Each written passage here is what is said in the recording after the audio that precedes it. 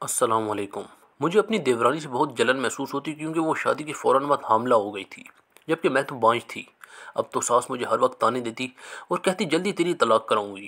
میں بہت ڈر گئی تھی مگر اس وقت بڑی حیران ہوتی جب ہر رات میرے پیروں میں گر کر دیورانی کہتی باجی دیکھ لینا، جس دن بچہ جنوں گی اس دن مجھے سب گھر سے دھکے مار مار کے نکالیں گے، مجھے معاف کر دو باجی۔ میں بڑی حیران ہوتی کہ یہ ایسا کیوں کہتی ہے۔ جس دن ڈلیوری کا وقت ہوا دیورانی مجھے اپنے ساتھ اندر لے گئی اور چپکے سے بولی اسے لے کر بھاگ جاؤ، ویسے بھی تو بانجھ ہے۔ میں بہت خوش ہوئی اور فوراً بچے کو لے کر بھاگ گئی، اور جیسے ہی دودھ پلانے کے لیے اس بچے سے کپڑا ہٹایا تو ہوش فنا ہو گئے، کیونکہ وہاں بچے نہیں بلکہ شوہر کا بڑا۔ زندگی پھولوں کی سیج نہیں ہوتی، ہر انسان کا امتحان ہوتا ہے، مگر نہ جانے میرے حصے میں اتنے امتحان کیوں آئے تھے۔ میں نے تو سوچا تھا کہ شادی کے بعد میری زندگی خوشیوں سے بھر جائے گی، میں اپنے سسرال والوں پہ راج کروں گی۔ یہ خوشگوانی بھی میرے دل میں اس لیے پیدا ہوئی تھی کیونکہ میں بہت زیادہ حسین تھی، ہر دیکھنے والا مجھے سراہتا تھا۔ مگر شادی کے بعد میری زندگی میں صرف تبدیلی آئی تھی، ناخوشگوار تبدیلی۔ میرے حسن سے میری نند بہت جلتی تھی۔ اس بات کا اندازہ مجھے شادی کے دوسرے دن ہی ہو گیا تھا، جب میں صبح نہا کے کمرے سے باہر نکلی تاکہ اپنا اور اپنے شوہر کا ناشتہ بنا سکوں، مگر مجھے علم نہیں تھا کہ میری غیر موجودگی میں میری نند میرے کمرے میں گھس جائے گی۔ جب میں ناشتہ بنا کر واپس کمرے میں گئی تو اس نے میرا سارا سامان الٹ پلٹ کیا ہوا تھا۔ میں ہکا بکا کھڑی کی کھڑی رہ گئی تھی۔ میں بولی سعدیہ یہ سب کیا ہے؟ اس کے چہرے پر ذرا سی بھی شرمندگی نہیں تھی۔ وہ جل کر بولی بھابھی میں وہ کریم ڈھونڈ رہی ہوں جسے لگا لگا کر آپ کا رنگ اتنا سفید ہوا ہے۔ میں تو اس کی اس بات پر حیران رہ گئی تھی۔ میں بولی سعدیہ یہ تم مجھ سے پوچھ بھی سکتی تھی، یوں میرے کمرے کی تلاشی لینے کی کیا تک بنتی تھی؟ میں کوئی کریم نہیں لگاتی، میرا رنگ تو قدرتی ہے۔ سعدیہ مجھے گھور کر کمرے سے باہر نکل گئی تھی۔ جب میرا شوہر سلمان کمرے میں آیا تو میں نے اس کی بہن کی شکایت کی تھی۔ وہ کہنے لگا تم یہ سب باتیں مت سوچو، میری بہن بڑی سادہ سی ہے، اس کے دل میں جو آتا ہے وہی کرتی ہے۔ سلمان کہنے لگے ثانیہ ایک بات میں تم سے کہہ دیتا ہوں کہ اگر تم میرے گھر میں رہنا چاہتی ہو تو کبھی بھول کر بھی میری بہن کے ساتھ بدتمیزی مت کرنا۔ میرے شوہر کے ان الفاظ نے میرے قدم باندھ دیے تھے۔ خیر اگلے دن میری نان نے میرے سارے میرون سوٹ ہتھیا لیے تھے۔ وہ کہنے لگی بھابھی آپ اس گھر میں یہ رنگ نہیں پہن سکتی، میرون رنگ۔ میں حیران ہوئی اور بولی کیوں، اس کی کیا وجہ ہے؟ سعدیہ کہنے لگی کیونکہ آپ میرون رنگ میں بہت گوری لگتی ہیں، آپ کے سامنے میرا رنگ سیاہی مائل لگتا ہے۔ میں تو اس لڑکی کی باتیں سن کر پریشان ہو جاتی تھی، نہ جانے وہ میرا اپنا تقابل کیوں کرتی تھی۔ میں نے اس کی شکایت پھر سے اپنے شوہر کو کی تھی۔ میرے شوہر نے بڑے آرام سے کہہ دیا تھا کہ جیسا سعدیہ کہتی ہے ویسا ہی کرو۔ میرے دل میں سوال پیدا ہوتا کہ مجھے یہ تو بتائیں میری شادی آپ سے ہوئی ہے یا پھر سعدیہ سے، مگر یہ سوال کرنے کی جسارت نہیں کر سکی تھی۔ یوں ہی میری شادی کو 2 ماہ گزر گئے تھے۔ ان 2 ماہ میں میرے شوہر نے کبھی مجھ سے کھل کر بات نہیں کی تھی۔ وہ مجھے اپنی محکوم سمجھتا تھا، مجھے اپنے کاموں کا حکم دیتا جو کہ میں چپ چاپ کر دیا کرتی تھی۔ میں اکثر سوچتی کہ شادی ایسی ہوتی ہے کیا جس میں 2 اجنبی ایک چھت کے نیچے رہنے لگتے ہیں، ضرورت کے تحت کام بھی آتے ہیں مگر پھر بھی وہ ساری زندگی اجنبی ہی رہتے ہیں۔ خیر 2 ماہ کے بعد میری زندگی میں ایک اور مسئلے نے سر اٹھا لیا، وہ یہ کہ میری ساس نے مجھ سے پوچھا بہو کوئی خوشخبری ہے کیا؟ میں ان کی بات پر بولی نہیں آنٹی ابھی تو نہیں ہے، اتنی جلدی خوشخبری کی ضرورت بھی کیا ہے؟ میری ساس تندیہ ہنس کر بولی تم نے یہ بھی خوب کہی، تمہیں معلوم ہے کیا میری بہن کی بہو پہلے ہی ہفتے حاملہ ہو گئی تھی اور ایک تموں کے 2 ماہ گزر جانے کے بعد بھی اس سوکھے درخت کی طرح کھڑی ہو۔ میرے ساس کے الفاظ نے میرا وجود زخمی زخمی کر دیا تھا۔ کیا یہ مناسب الفاظ تھے؟ انہیں خدا سے خوف نہیں آیا؟ خیر میں نے سر جھٹک دیا۔ اب میری ساس اور نند اٹھتے بیٹھتے مجھ پر جملے کسا کرتی تھی۔ یوں ہی دیکھتے دیکھتے وقت ریت کی طرح ہاتھوں سے نکل گیا۔ 1 سال ہو گیا تھا میری شادی کو، مگر میں ابھی تک اپنے شوہر کو کوئی خوشخبری نہیں دے سکی تھی۔ سچ تو یہ تھا کہ میرے شوہر نے کبھی مجھ سے اولاد کے متعلق استفسار بھی نہیں کیا تھا۔ ایسا لگتا تھا کہ انہیں میرے وجود میں کوئی دلچسپی نہیں ہے۔ میں اولاد دے سکی تو بھی ٹھیک ہے، اور اگر نہ دے سکی اس کا حل میری ساس نے پہلے ہی نکال کر رکھا ہوا تھا۔ وہ کہنے لگی تھی کہ میں نے تمہیں چند ماہ مزید برداشت کرنا ہے، پھر میں تمہیں طلاق دلوا دوں گی۔ میں نے ایک دن روتے ہوئے اپنے شوہر سے ساس کی شکایت کی کہ انہوں نے کہا ہے کہ وہ مجھے طلاق دلوا دیں گی۔ سلمان کہنے لگا، میں نے امی کے کہنے پر تم سے شادی کی تھی، اگر وہ کہیں گی تو میں تمہیں چھوڑ دوں گا۔ یہ الفاظ میں نے بڑی مشکل سے برداشت کیے تھے۔ برداشت کرنے کے علاوہ میرے پاس کچھ چارہ بھی تو نہیں تھا۔ خیر میری ساس آج کل کچھ مصروف سی رہنے لگی تھی۔ وہ میرے دیور فراز کے لیے رشتہ ڈھونڈ رہی تھی، مگر ان حالات میں بھی وہ اٹھتے بیٹھتے مجھے تانوں کی زد میں رکھتی تھی۔ اکثر کہتی تھی کہ کہیں ایسا نہ ہو کہ میں اپنے فراز کے لیے بھی ثانیہ جیسی بانجھ لڑکی ڈھونڈ لوں۔ میں یہ باتیں سن کر سوچتی کہ کیا میں سچ میں بانجھ ہوں؟ یہ اولاد میں تاخیر قدرت کی طرف سے ہے۔ میں نے سوچا کہ اپنا ڈاکٹری علاج کروا کر دیکھتی ہوں، شاید اللہ پاک مجھے خوشی دے دے۔ میں نے اپنے شوہر سلمان سے کہا کہ آپ مجھے لیڈی ڈاکٹر کے پاس لے چلیں۔ میرا شوہر مجھے دیکھ کر بولا، ثانیہ میرے پاس اتنے پیسے نہیں ہیں کہ میں تمہارا علاج کراتا پھروں۔ خیر میں نے سنا ہے کہ جو عورت بانجھ ہوتی ہے وہ اپنا جتنا مرضی علاج کروا لے، وہ اولاد پیدا کرنے کے قابل نہیں ہو سکتی۔ میں تو رونے ہی لگی تھی۔ یہ باتیں مجھے ذہنی طور پہ بیمار کر رہی تھیں۔ خیر ان دونوں میری ساس کو فراز کے لیے ایک معقول لڑکی مل گئی تھی۔ میں نے سوچا کیا پتہ دیورانی کے آنے کے بعد میرے حالات تبدیل ہو جائیں، اس لیے میں نے اس شادیوں کی تیاریوں میں بڑھ چڑھ کر حصہ لیا تھا۔ گھر کے سارے کام میں نے اپنے ہاتھوں میں لے لیے تھے۔ پھر ایک روشن سے دن میں عروج میری دیورانی بن کر ہمارے گھر آ گئی تھی۔ میں بہت خوش تھی کہ چلو ہم دونوں کی خوب دوستی ہوگی، مگر یہ میری خام خیالی ہی ثابت ہوئی تھی، کیونکہ عروج بہت پڑھی لکھی تھی اور وہ اپنے کام سے کام رکھتی تھی، کسی کے ساتھ زیادہ بات چیت بھی نہیں کیا کرتی تھی۔ میں ہی بہانے سے اس کی قربت حاصل کرنے کی کوشش کرتی تھی، مگر وہ کوئی خاص جواب نہیں دیتی تھی۔ دراصل میں عروج میں اپنے لیے پناہ ڈھونڈ رہی تھی۔ میری نند سعدیہ بھی عروج کے ساتھ بہت اچھی تھی۔ اس نے عروج پر کسی قسم کی کوئی پابندی نہیں لگائی تھی کہ آپ فلاں رنگ نہیں پہنیں گی اور یہ وہ۔ عروج کی شادی کو ابھی 2 ہفتے ہی ہوئے تھے کہ اس کا جی متلانے لگا۔ یہ سب دیکھ کر میں اندر ہی اندر سہم گئی تھی کہ کہیں ایسا نہ ہو جائے کہ عروج حاملہ ہو۔ اگر وہ حاملہ ہو گئی تو مجھ پر زندگی مزید تنگ کر دی جائے گی۔ ایک دن عروج چکرا کر گر گئی تھی۔ اسے ہسپتال لے جایا گیا تو پتہ چلا کہ وہ تو امید سے ہے۔ یہ خبر مجھ پر بجلی بن کر گری تھی۔ اس دن کے بعد تو میری ساس کو مجھے کوسنے کے لیے بہانہ مل گیا تھا۔ وہ اٹھتے بیٹھتے مجھے بانجھ پن کے تانے دیا کرتی تھی۔ صرف اتنا ہی نہیں، میری جوان نند بھی مجھے زچ کرنے میں پیش تھی۔ میں تو حیران ہوتی تھی کہ وہ کیسی لڑکی جسے اس بات سے بھی ڈر نہیں لگتا کہ میرے بڑے بول میرے آگے ہی نہ آ جائیں۔ خیر رات ہوئی تو میں اپنے کمرے میں جا کر لیٹ گئی تھی۔ دل پر بہت زیادہ غبار چھایا ہوا تھا۔ تبھی میری دیورانی میرے کمرے میں آ گئی تھی۔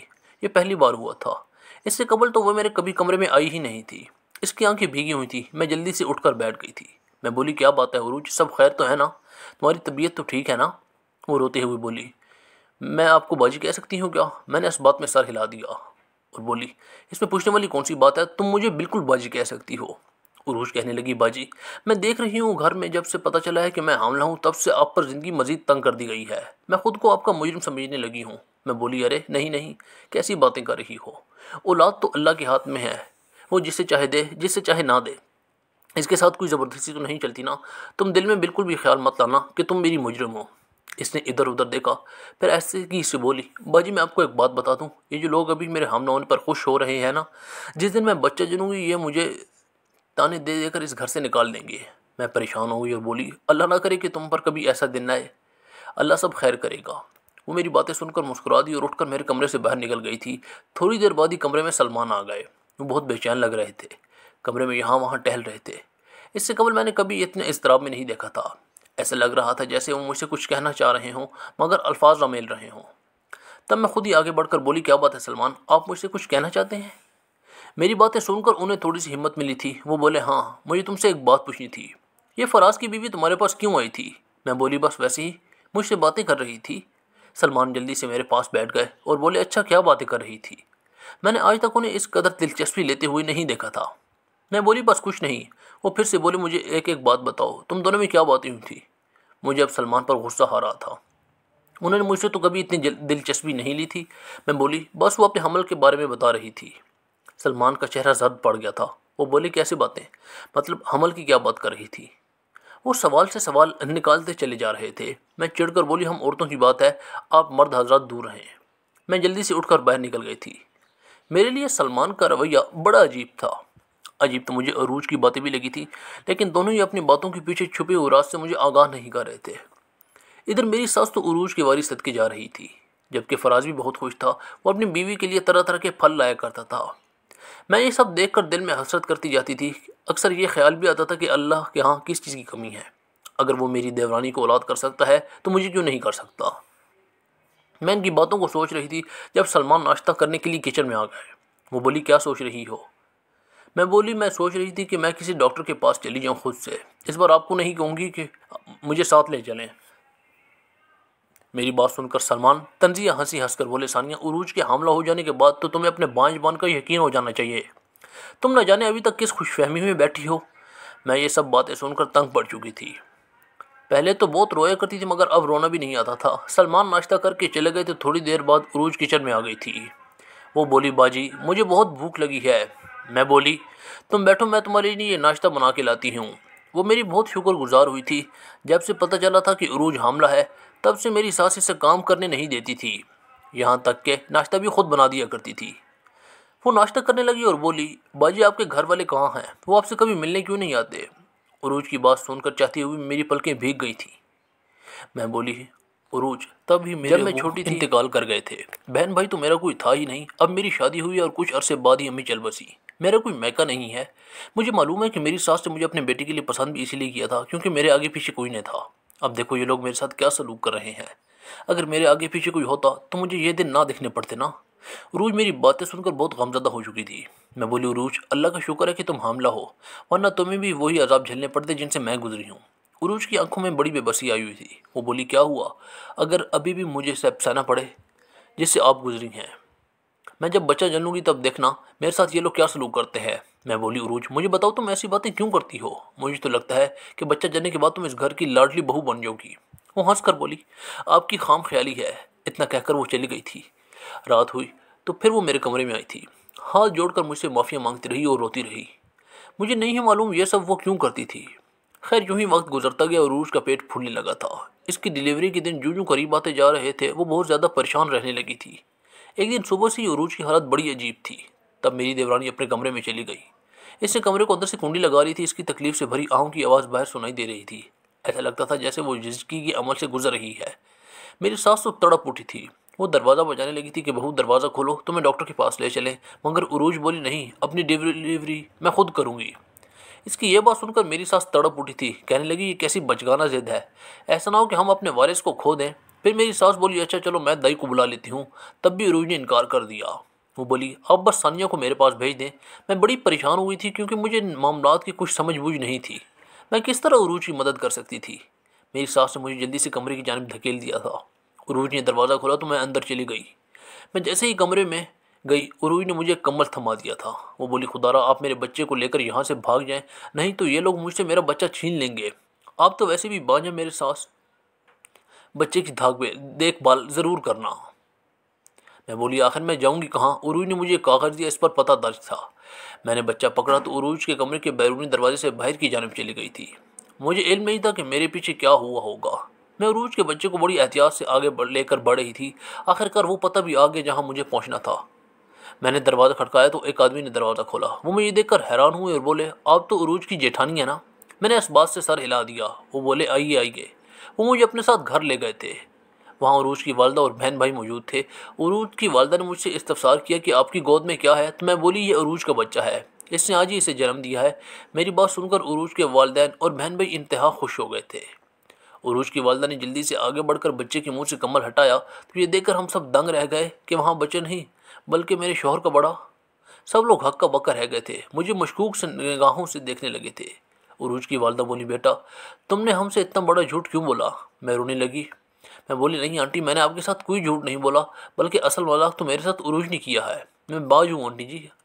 عروج کہنے لگی کہ آپ تو ویسے بھی بانجھ ہیں، پھر ایسا کریں کہ میرا بچہ لے کر اس گھر سے بھاگ جائیں، مگر دیکھیں یہاں تو بچہ ہے ہی نہیں۔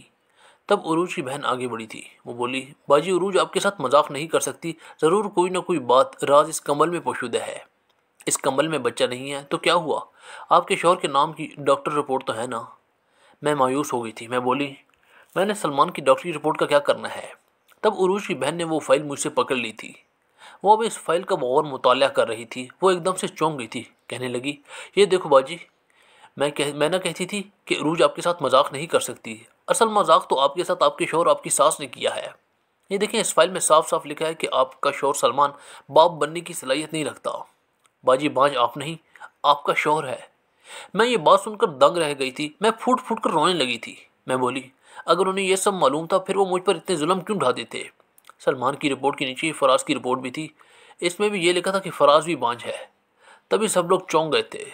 عروج کی بہن بولی باجی عروج نے آپ کے حالات دیکھ کر جھوٹ موٹ کا ڈرامہ رچایا ہوگا کہ وہ حاملہ ہے، کیونکہ جانتی تھی اگر وہ ایسا نہ کرتی تو گھر میں سب ان سے بھی نفرت کرنے لگتے۔ عروج نے یہ ڈرامہ رچایا تو اس کی ساس کو لگا ہوگا شاید معجزہ ہو گیا ہے اور میرے بیٹے کی خامی دور ہو گئی ہے، جبکہ وہ تو ان لوگوں کے ساتھ رہ کر ان کا راز معلوم کرنا چاہتی تھی، جبکہ اصل راز تو یہ ہے کہ وہ دونوں بھائی اولاد پیدا کرنے کے قابل نہیں ہیں۔ تب مجھے سمجھ آیا کہ عروج کیوں کہتی تھی کہ ان لوگوں نے مجھ سے میرا بچہ چھین کر گھر سے نکال دینا ہے۔ عروج کے والدین بولے ہم اپنی بیٹی کو ان کمینوں کے گھر سے واپس لینے جا رہے ہیں۔ میں بولی انکل میں بھی آپ کے ساتھ چلوں گی۔ وہ رضامند ہو گئے تھے۔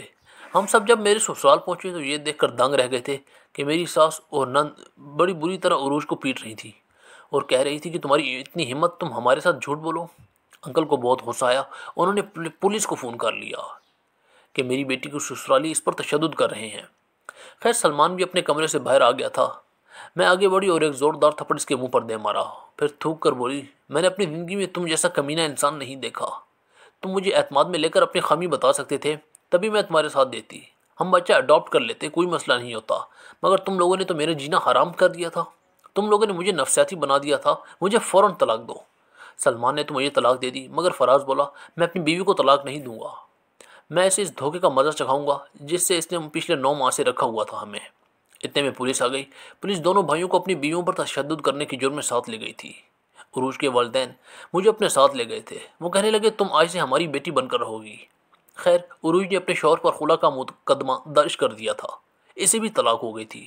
یوں ہم دونوں لڑکیوں کی زندگیاں عروج کی سمجھداری کی وجہ سے بچ گئی تھیں۔ تو دوستوں اگر آپ کو ہماری کہانی اچھی لگے تو لائک کریں